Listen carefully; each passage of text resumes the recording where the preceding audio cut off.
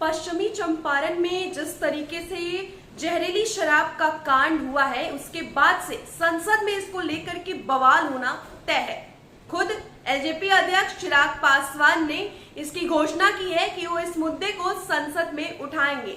आपको बताएं कि बीते ही दिन चिराग पासवान उन तमाम परिजनों से मिलने पहुंचे थे बेतिया, और इसके बाद चिराग पासवान ने वहां पर भी जमकर नीतीश कुमार की सरकार पर हमला बोला है। साफ तौर पर उन्होंने नीतीश कुमार को तानाशाह बताया है और कहा है कि किसी को भी इस तानाशाह सरकार से डरने की जरूरत नहीं है।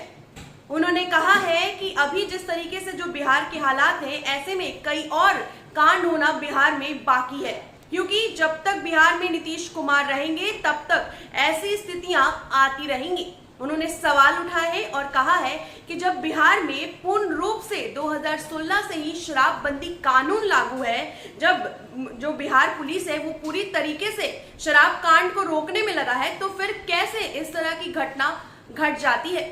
साफ तौर पर उन्होंने आशंका जताई है और कहा है कि बिहार पुलिस की शराब माफियाओं के साथ मिली भगत है। चिराग ने कहा कि नीतीश कुमार के कारण लोगों की जान जा रही है, इस हाल पर चुप रहना एक गुनाह है। गौरतलब है कि बेतिया के लौरिया और रामनगर थाना क्षेत्र के गांव में जहरीली शराब से 14 लोगों की मौत हो गई, वहीं 4 लोगों की आंखों की रोशनी चली गई है। लोजपा के अध्यक्ष चिराग पासवान बीते दिनों उन गांवों में पहुंचे और वहां पर जाकर उनके परिवार से वो मिले। उन्होंने सभी पीड़ित परिवारों से मुलाकात की। जहरीली शराब पीने से सबसे ज्यादा मौत देऊरवा गांव में हुई थी। चिराग ने सबसे पहले जहरीली शराब से मरे लतीफ मियां के घर पहुंचकर उनकी विधवा और बेटे से मुलाकात की। फिर वो पैदल ही गांव में घूमने लगे। कुछ दूरी पर बिकाऊ अंसारी का घर था, उनकी भी मौत जहरीली शराब से हो गई थी।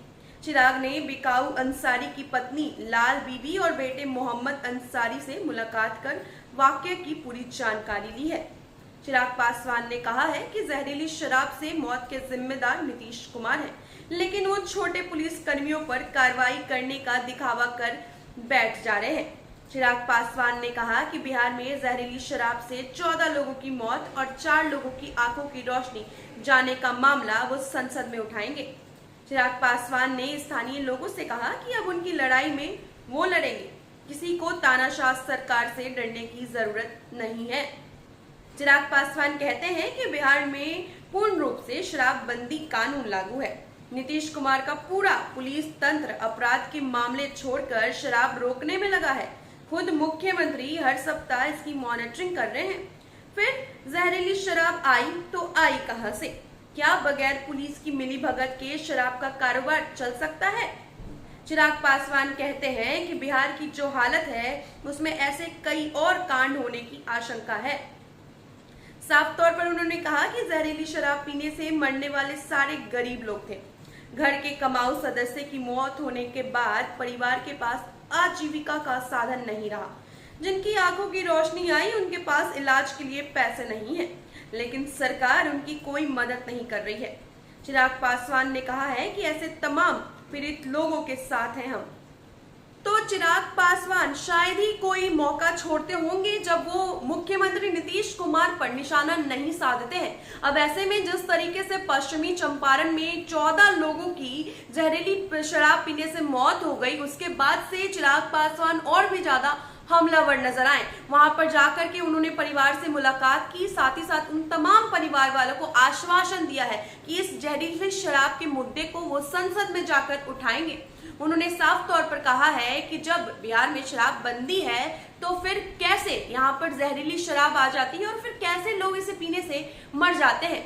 जब शराबबंदी कानून बिहार में लागू है तो फिर जहरीली शराब आई तो आई कहां से? उन्होंने साफ तौर पर कहा है कि ऐसी हालत जो है बिहार की, आगे भी ऐसे कांड होते रहेंगे। उन्होंने कहा कि किसी को भी इस तानाशाह सरकार से डरने की बिल्कुल भी जरूरत नहीं है। फिलहाल के लिए इतना ही। आप बने रहे फर्स्ट बिहार झारखंड के साथ। धन्यवाद।